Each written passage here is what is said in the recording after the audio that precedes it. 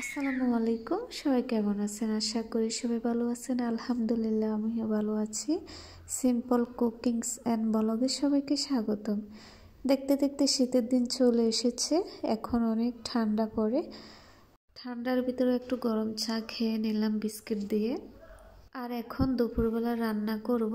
এগুলো হলো লাল শাক। লাল শাকগুলো একদম তাজা কচি। এগুলো আমার ছোট ভাইয়ের শ্বশুর গাছ লাগিয়েছে, উনি পাঠিয়েছেন। আর মিষ্টি কুমড়া শাকগুলো কিনে আনা হয়েছে, এগুলো একদম কচি কচি। এগুলো মাছ দিয়ে আজকে রান্না করব। শাক আমার ভীষণ পছন্দ, আর শাক খেতে খুবই ভালো লাগে।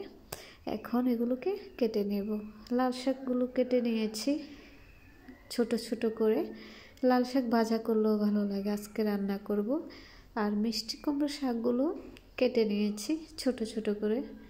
এগুলো কাতল মাছ দিয়ে রান্না করব। সব ধরনের মশলা কষিয়ে লাল শাকটা রান্না করে নিয়েছি। এগুলো কাতল মাছ ভাজা করে দিলাম। আর রান্নাটা অনেক সুন্দর হয়েছে। লাল শাকের রংটাই অসাধারণ লাগে, আর বাচ্চাদের খুবই পছন্দ, আমারও খুব পছন্দ। এটা আমি কচুরমুখী দিয়ে রান্না করে খেতে খুবই পছন্দ করি। লাল শাক কচুরমুখী দিয়ে খুবই ভালো লাগে। রান্নাটা হয়ে গিয়েছে খুব সুন্দরভাবে। আর এখানে মশলা কষিয়ে আলুটা আগে সিদ্ধ করে নিয়েছি, আর মাছ ভেজে দিয়ে দিলাম। এখন উপরে শাকগুলো দিয়ে দিলাম।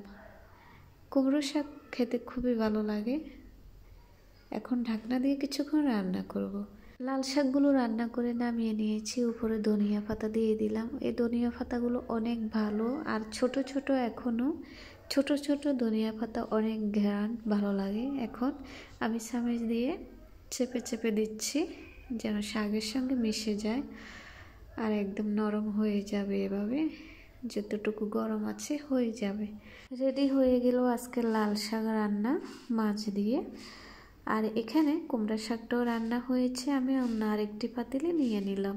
এখন খাবো, তার জন্য বাটিতে উঠিয়ে নিচ্ছি। আর এর তরকারিটা অনেক মজা হয়েছে। এখন বিকেলে একটু হাঁটতে বাইর হলাম।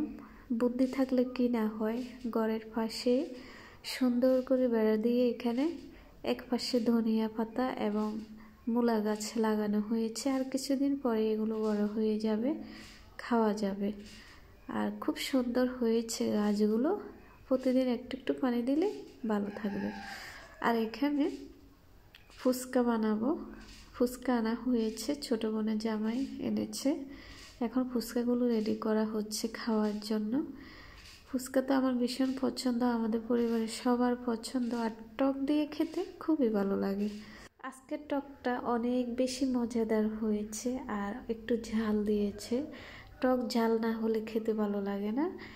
তো ফুচকা দিয়ে টক খেতে খুবই ভালো লেগেছে। আজকের ভিডিও এই পর্যন্তই। কেমন লেগেছে জানাবেন অবশ্যই কমেন্ট করে। আপনারাও এভাবে রান্না করে খেয়ে দেখবেন। আল্লাহ হাফেজ। আসসালামু আলাইকুম।